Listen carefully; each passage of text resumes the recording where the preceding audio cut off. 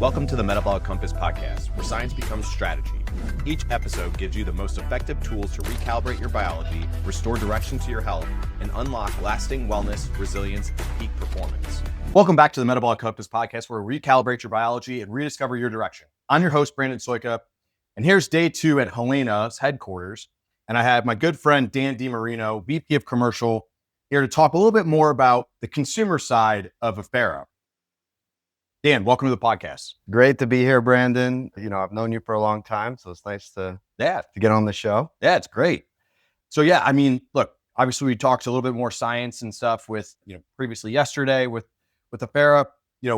Let's jump in a little bit more of like, what are you seeing in the market and where effera really fits? You were a formulator and you had the free reins to put whatever you want in a product. Where would you see this go? Yeah, well, I think a little context, right? So I asked for the job at Helaina when I saw what they were doing, right? So I've been around branded ingredients my whole career and I've been lucky enough to be a part of some very successful ingredients like HMB and Pre4 Pro, which is a healthy bacteriophage, which is super cool. And I'm kind of just a nerd for what's the next molecule that can influence human health, like following like the creatine model and some of these other things that started 30 years ago and now are in the consumer mainstream. Yeah, you see it everywhere. Yeah, and affecting human health. So I've known of lactoferrin. We all know lactoferrin, but understanding the fact that we're able to replicate the human variant unlocks a lot of different potential health applications and therapeutics. And I love lactoferrin because it's so multifaceted and multidimensional. And no one is really invested in all the wonderful things or potential endpoints that lactoferrin could affect. Yeah. So where do I see it sit in the landscape? Well, number one, I'm like a kid in a candy shop because of all the multiple things that lactoferrin can do. I think, as we look at, and it's been great with the US consumer getting more educated on functional medicine and preventative healthcare, effera is a great fit for gut health. We'll talk about that a little more. Sure. Women's health across all phases of life. I think there's an application for sports nutrition and sports performance. Hair and skin, it can regenerate keratinocytes and stimulate hair cell growth. And then even cognition and brain health. So it's really holistic. I would say it's almost not a replacement for your multivitamin, but it's something that every single person from an infant to a geriatric person could benefit from. And it's, this is an endogenous molecule. It goes up and down throughout our phases of life, and resupplementing with it has shown a ton of different health benefits. And there's really no downside. There's no adverse reactions. So yeah, it's really exciting. And that's a tough question on where it plays because it can play in so many places. Right. Yeah. It plays in multiple different sandboxes. So, look, we have a problem, I think, in our industry a lot of times of where consumers hear the main active ingredient and they think they're all the same regardless. Right. And I think, one of the things that really stands out from my perspective is you mentioned that, it's human identical lactoferrin, right? But you look at consumers like, oh, I see lactoferrin on the label. This is great. I want to use it. I hear all these benefits that it's good for me. And like you just listed off, like all these different roles it plays. So, but what makes the difference between human versus, bovine? Oh, it's huge. And the number one way that we educate the consumer is by having empirical science show them these health benefits, and we speak their language. So we could say it's going to help with menstrual symptoms. It's going to help with iron deficiency, and we can quantify that and show them the benefit. They may not know lactoferrin is driving it or why humans better, but if we show that effera is going to increase your iron status by X, Y, and Z, right? That's how we translate it. The difference between bovine and human, but it all comes down to our endogenous lactoferrin, and it's a really unique molecule because it's both in breast milk, but produced in the body as well across both genders. A lot of the mechanism of action is driven by the molecule shape. And that shape differs species to species. So a cow's lactoferrin is 70% analogous on the protein side, but very different with the other sugar components. Human is a smaller molecule. The sugar decorations are smaller. Case in point, most important thing that I don't think we'll ever educate consumers on this, but a lot of the mechanisms are driven by cell receptor binding. Yep. And that human lactoferrin is the key that fits the human cell lock. The bovine key doesn't fit the human cell lock. So we see benefit, but it's not as significant with bovine. So that's the main difference. It's the shape and the body's recognition of this as a native molecule. Yeah, I think one of the ways that I've always kind of looked at it is, I think I mentioned this the previous episode, is that it's like a circular peg going into a square hole. I love that. It'll still fit, Yeah. right? It'll still go in, especially if it's small, if it's the right size. Right. It'll still go in, but it doesn't quite fit perfectly. 100%. So it's still doing something, just not to the optimal, right? And like some of that, like some of the negative things that can come from, especially the allergenicity side, has to play a role in the fact that it doesn't perfectly fit into that spot.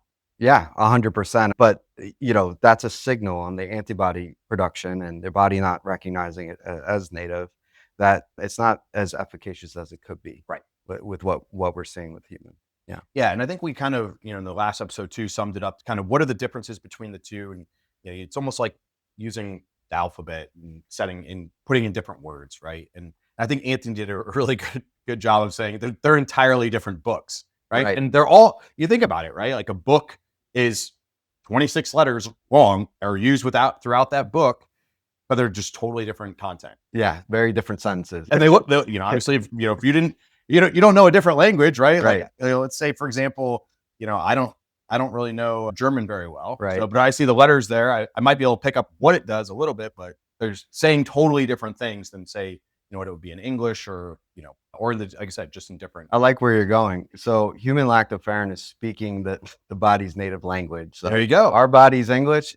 Human lactoferrin speaks English. Bovine speaking German. There, perfect. That's great. Yep. So still use a lot of the same alphabet. Yeah. Awesome. So, right now, how many products are on the market right now, would you say, that have effera? I want to be careful because there's different launches going on that maybe haven't launched yet. Sure. It's not public, but I think publicly we have 12 launches. Awesome. We have another 10 that will be launching within the next 3 to 6 months. That's fantastic. Yeah, we're really excited across women's health, gut health, sports nutrition, endurance, iron status, and then hair and skin as well. That's awesome. Yeah. And so when would you say effera hit the market? Effera hit the market Q1 of 2025. Wow. So it's brand new as an ingredient. So no one had launched it yet. I think our first launch was, and this is my buddy Michael Antonelli. He launched effera in January of 2020. You got out right out in front. Yeah. But the really we started seeing more come online in Q3 and Q4 of last year. Awesome. That's fantastic. As far as from a consumer's perspective, if you were to say what would be the number one, if you could sum up and say, maybe, I don't know, we've already talked that plays in a role in multiple different categories, but if you're in your opinion, what would be like the number one benefit that you think a consumer would get from lactoferrin? I think the most influential benefit today is changing ferritin levels and changing iron status. It's amazing as I've dug into this, working at Helaina, understanding how global the iron status issue is and how uneducated the common consumer is on how that can affect their physiology and how much of a material change we can make in their quality of life just by adjusting their iron status. Now, the first thing you might say, or the consumer might say, is iron supplements are a solution. Mm-hmm. No, they're not. Not across the board. They do have their places, but a lot of this iron deficiency is driven by systemic inflammation and an increase in a hormone called hepcidin, which iron is not a solution to. It actually can increase those two things. And what hepcidin does is it shuts the door to absorb iron. We all talk about absorbing iron. Hepcidin is a hormone that blocks the door. So effera works by lowering hepcidin through lowering inflammation. And it's an unlock to increase iron status very significantly without any negative side effects. I don't like to cross the line into drugs or pharmaceuticals, but where am I going with this?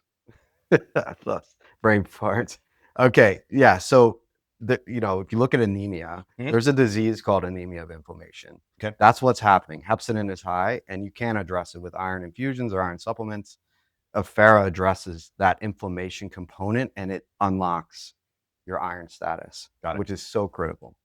So would you say consumers should take iron with effera by itself, or how would you recommend that? I think iron, different phases of life and both genders have different iron needs, Mhm. but the amount that we need to satisfy the daily intake is relatively low. We're talking 15 milligrams. Right. Some circumstances, you're in the 20 milligrams. You can get that from your diet for the most part. Vegans have trouble, but I think a small amount of iron is going to help, like Mhm. maybe 5 milligrams in combination. But I think for the most part, people have it covered.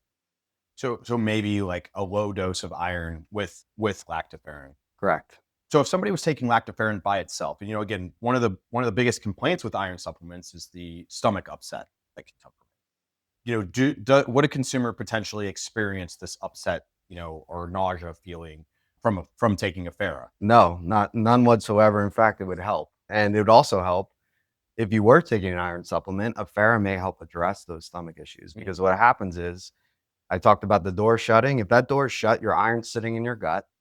Iron is fuel for pathogens, so you can create some dysbiosis. Iron is also a peroxidant. So if you have free iron sitting in your gut, it's creating inflammation, it's creating that gastric distress.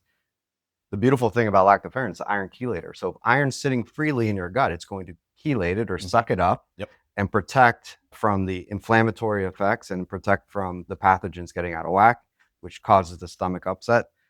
And even more importantly, it's going to help open the door to actually get it into the blood, so it's not causing those issues. So number one, effera will not cause gastric upset. It actually is a remedy or therapeutic for gastric upset, and that works across the board, anyone. But if you do take iron supplements, this could be a solution to help with some of those side effects. Yeah. But hey, I mean, look, I think you guys are obviously onto something, and I think this could be something that really kind of, pun intended, upsets that Yeah.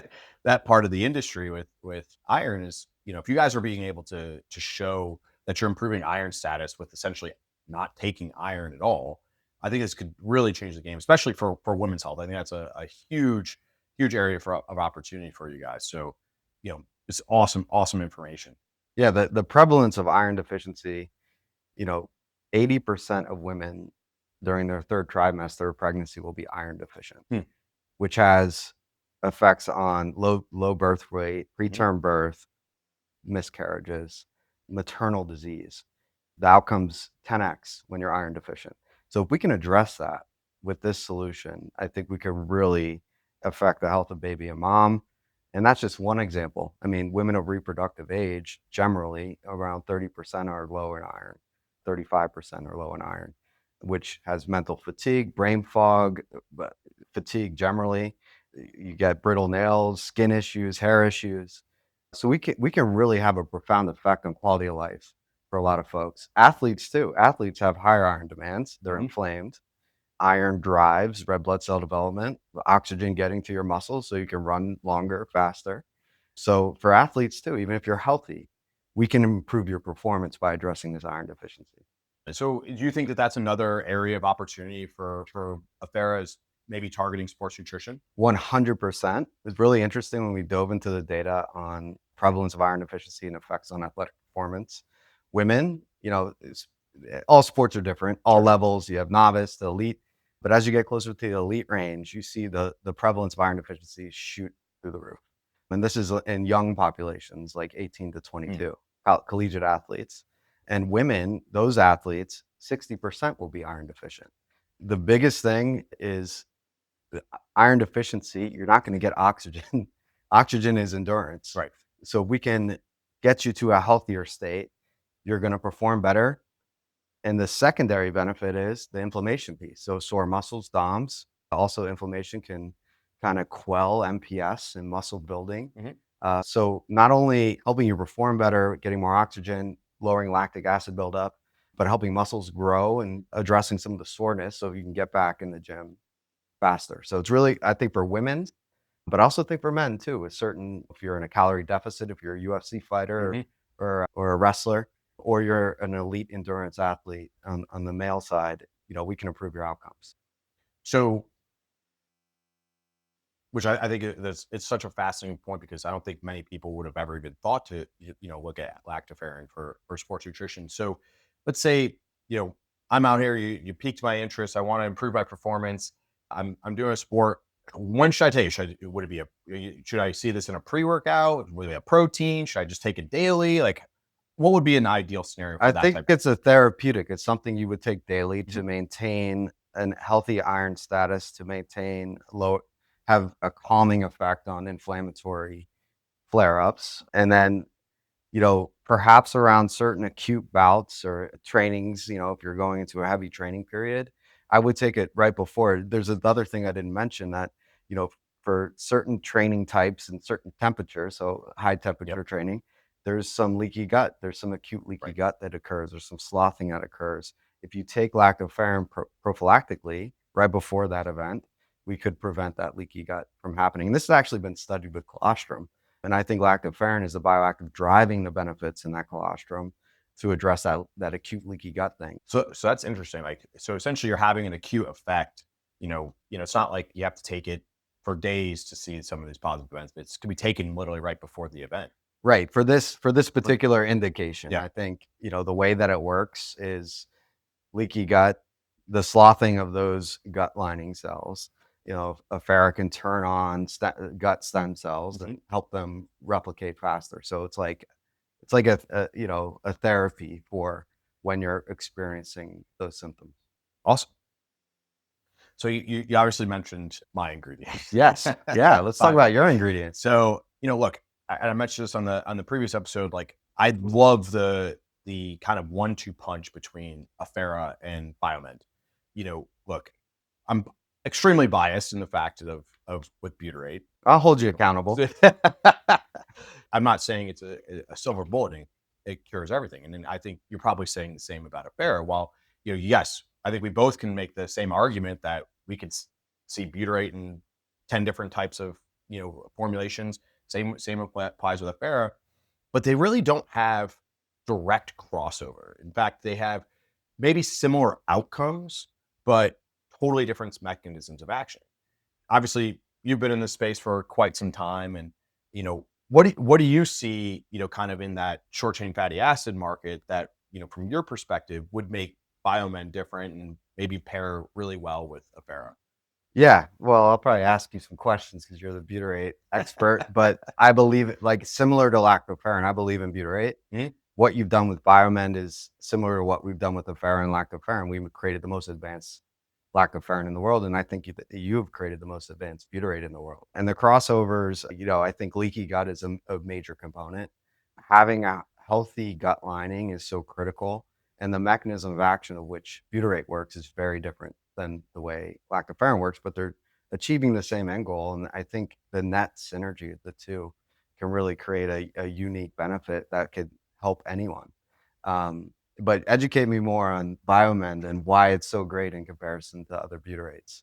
Well, I mean, one of the first things that we looked at, we wanted when developing BIOMEnd, we wanted to develop a salt of butyrate that didn't provide a mineral load, right? Sodium butyrate's great, but when you're trying to take multiple grams of sodium butyrate, you're getting quite a bit of sodium load with that. So we were really set out when we were trying to develop it as, no mineral load. So we looked at 10 different amino acids. 2 worked. Fortunately, from a commercialization standpoint, the other one wasn't really viable. It was extremely hygroscopic. So absorbing moisture from the air, basically was turning into a liquid within like 10 minutes. So, however, on the lysine butyrate worked. It was non-hygroscopic. It's free flowing powder. But one of the things that was really interesting and was not really expected when we developed it was the taste. Yeah, it had the odor, right? Mild odor, milder than other butyrate that are sources out there. But when I tried the taste of the powder, there was like no taste. I was like, Which is crazy. yeah. I mean, Yeah. I don't know if you've experienced I it. have experienced it. I worked at a contract manufacturer, made a lot of gut health products. I think your odor is a lot lower than Yeah. some of the other butyrates. I remember we were building a formula that included a butyrate. I won't say which one it was. And when I ordered the raw material and the guys were working with it in the back to build the capsules, they all came running out of the production suite like, Dan, we can't make this product. It stinks. The building cleared out. Yeah. Like, it's pretty gross. Yeah. So that I appreciate what you've done with your lysine binding to address some of those issues. And yeah, the taste matched the smell with those butyrates. Look, my experience from trying a sodium butyrate, just raw material, is, I'm not even kidding, I threw up about 30 seconds after. I believe it. We have a fear factor with butyrate. Tributyrin, it's extremely bitter and can, it's almost like an astringent bitterness. And that like binds pretty strongly to the tongue. So you can't get that bitterness out of your mouth for 30, 45 minutes. Not a good experience. Look, when I tried BIOMEnd, I was like, wow, it's just like nothing. There's really no taste to it. And so I started mixing into stuff. And, my dad, who happens to be in the food industry and has been in the food industry his whole life, knows his way around taste things, and he's pretty particular. I did a simple taste test with blinded, and like, all right, is this IRB approved or? Yeah, sure, yeah, it's like a IRB. Just simple, like take a sip, taste it. Which one has it? Which one doesn't? Out of my family and friends and stuff who tried it, none of them guessed. They couldn't tell. And two of them actually, and my dad being one of them, guessed wrong. Actually thought the product that didn't have any butyrate in it actually had it in it.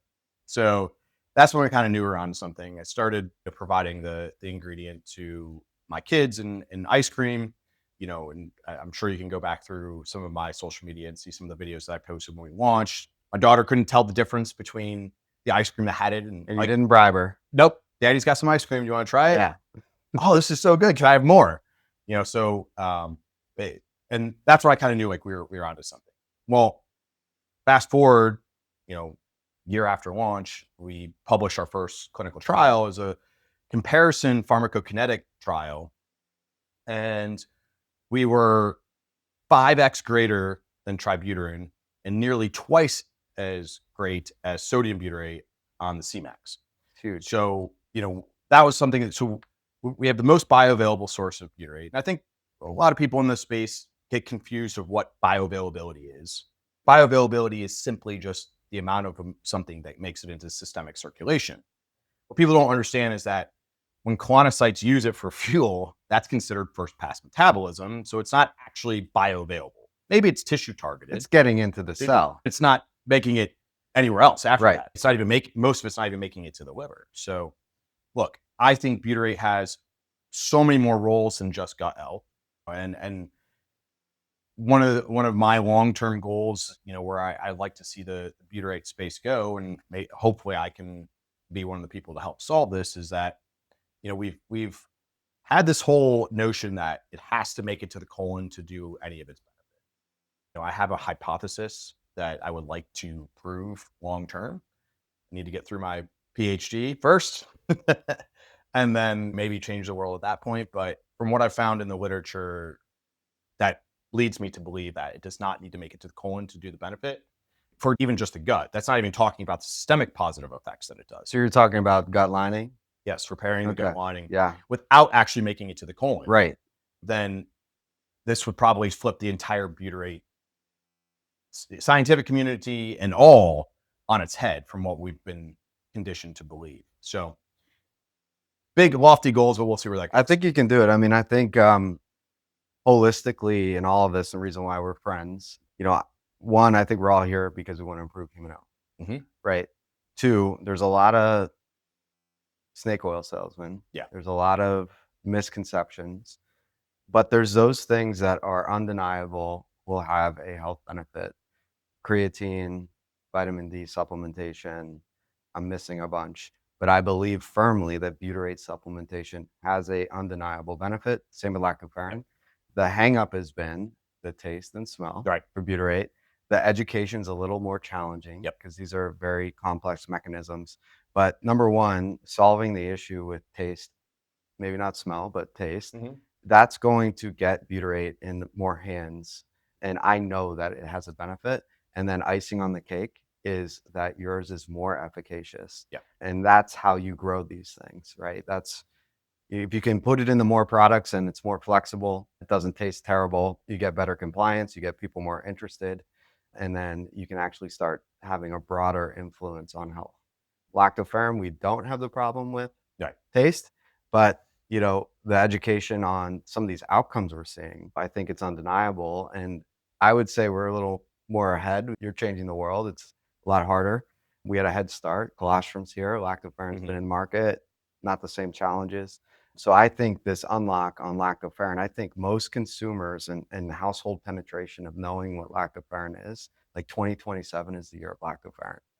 And I'm just waiting. I don't want the I told you so moment, but I think people are like, well, Dan was talking about this 2 years ago, now. Well, hey, well, this episode will be out there, so we'll see it. All right, we'll have it on record. But I think same for butyrate, right? And you need advancements in innovation like what you've done with BIOMEnd to make that happen, and you're on the path. So it's exciting. Yeah, and look, long road ahead. I mean, and never easy. No, of course not. And I have some pretty lofty goals of where I would like to see things go, and even in just butyrate in general.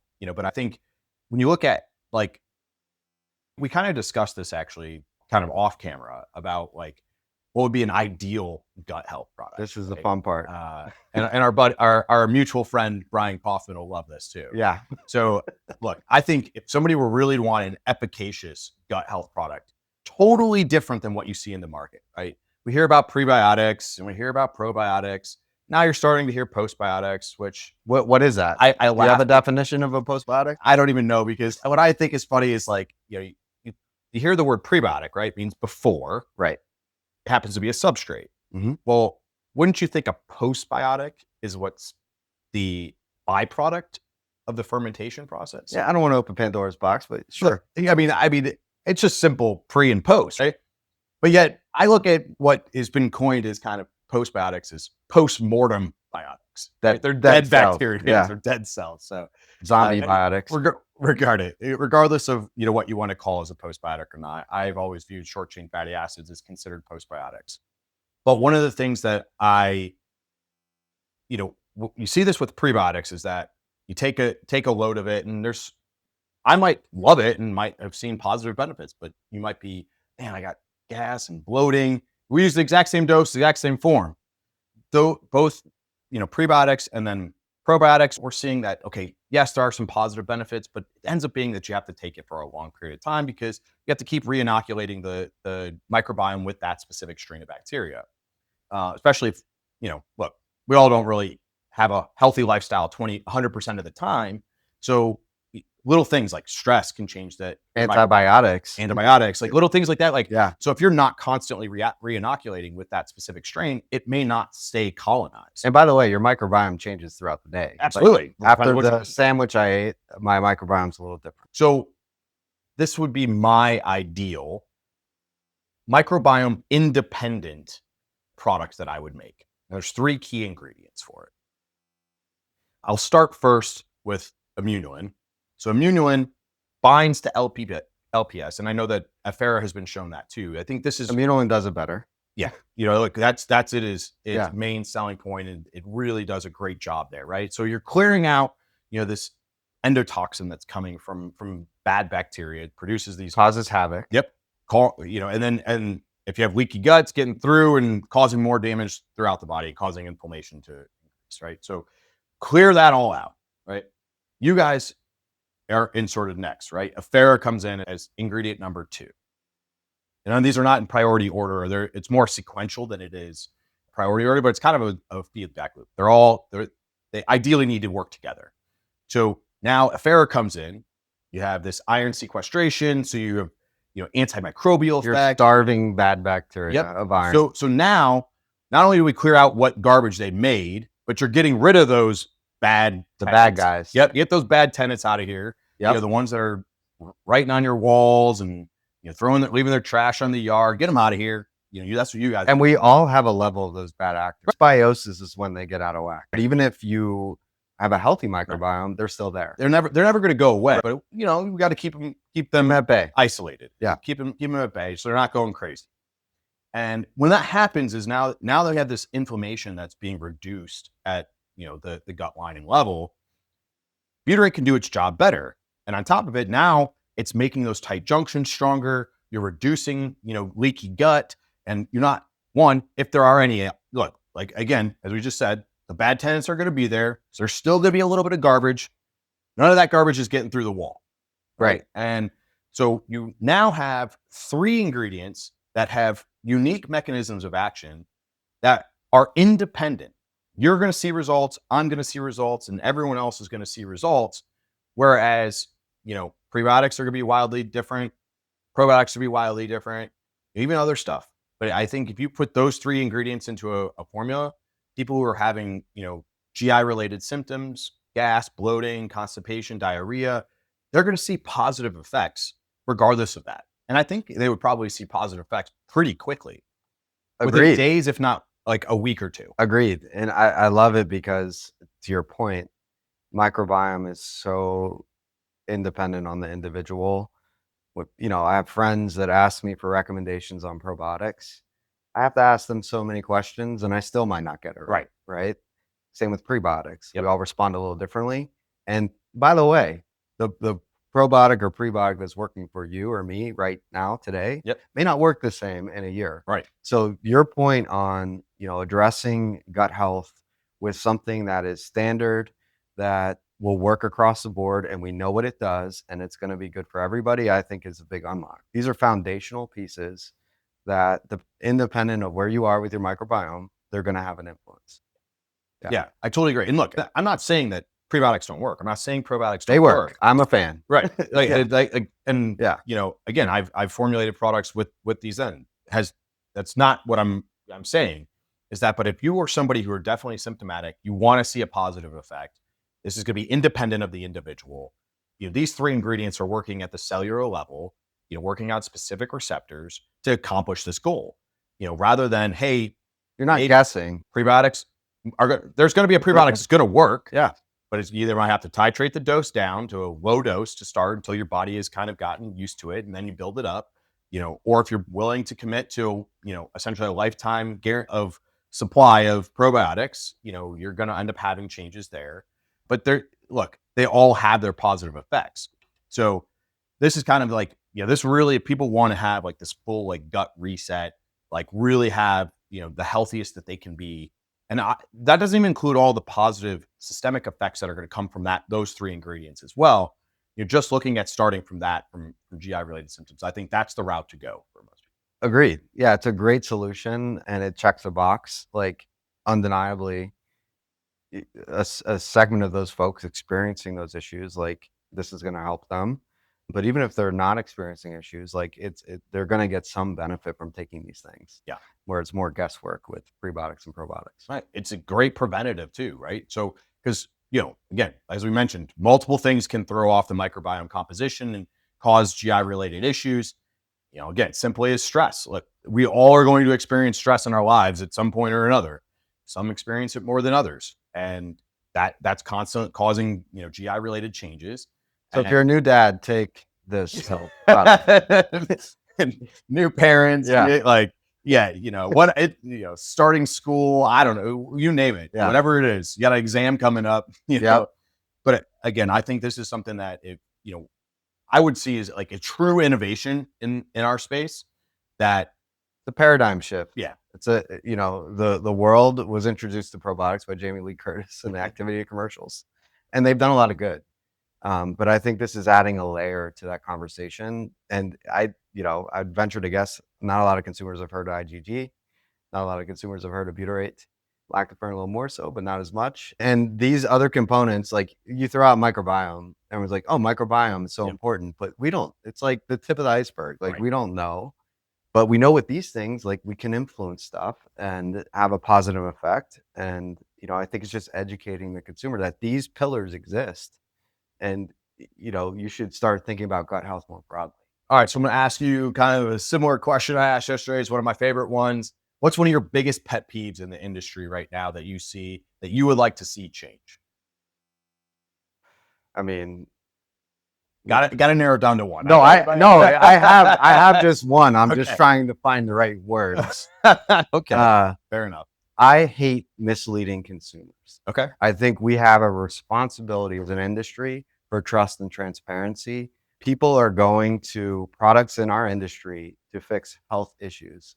And I see so much mislabeling, crossing the red lines on claims, consumers taking products that don't work and spending their money. And that is my number one pet peeve. I don't hang out with people that sell products that don't have the scientific rigor or are misleading to consumers. And I think as an industry, and my banner that I will always fall on is we need to toe the line, help consumers, be transparent, give the data, let them make a decision that way. That is my number one thing. Because you see, it may be a really bad formula, a watered down formula, and they're making outlandish claims and they're selling it at $20 because there's nothing in the product. And consumers are buying these things instead of things that can actually help, right? And actually give them what they're looking for. So that's why I'm in branded ingredient sales, because that could be the driver. We specify a dose, we show the data, and we try to make sure we're helping consumers understand what they're buying. Yeah, I think, we have an ethical responsibility in our industry to, especially on the ingredient side, novel ingredient. Commodities are one thing because you're really just kind of selling a widget. You're not, right. Berberine is berberine is berberine. Obviously, you have different forms, but if you're just buying a generic berberine, it's essentially all the same. Just how much cheaper am I going to get it for? Right. Where like on the brand ingredient side, you have something novel, it's something new. That's what I've tried to pride myself on, is finding and developing new ingredients that are, either have the scientific rigor or, have the plausibility to have the scientific rigor there. A lot of it for development comes to, starting there and, you have the responsibility of doing the right research, finding things. And I think most of the industry wants to do good, right? Yes, you have. I agree. I don't want to say there's a bunch of bad actors. No, they may not know they're bad actors. Sure. By the way. Sure. And, I think that's something that's been misconstrued in our industry. Data gets interpreted incorrectly or viewed differently. I think to your point in terms of, looking at data, I think correlational studies get overemphasized. People don't understand the difference between correlation and causation. They immediately assume the same. Great. Or maybe it's not placebo controlled. Right. That's another one. Like with correlation causation, I always tell people like, hey, last year there was a positive correlation between ice cream consumed and dolphin attacks. Yep. So that means you eat ice cream. The more ice cream you eat, the more dolphins that are going to attack people. Right? Wouldn't that be the case? Yeah. Well, obviously, you get people like, "What? Are you serious? That doesn't even make sense." Well, that's what correlation. 100%. Right? So I think people misconstrue that. I think, to your point there, like, so we have a moral and ethical responsibility of doing the right types of studies, getting the right data, and developing novel stuff that is really going to truly change human health. But look, Dan, I don't want to take any more of your time. You've been awesome. I love what you guys are doing here at Helaina. Keep kicking ass. And, hope to have you on the show again in the future. Thanks, Brandon. It's been great. Awesome. Good time. You've been listening to the Metabolic Compass podcast, where we bridge cutting-edge science with real-life application to help you reclaim your health one directional shift at a time. To learn more, visit us at www.themetaboliccompass.com or follow us on Instagram and TikTok at The Metabolic Compass. And if you haven't already, leave a review. It helps others find their way back to alignment too. Recalibrate your biology, rediscover your direction.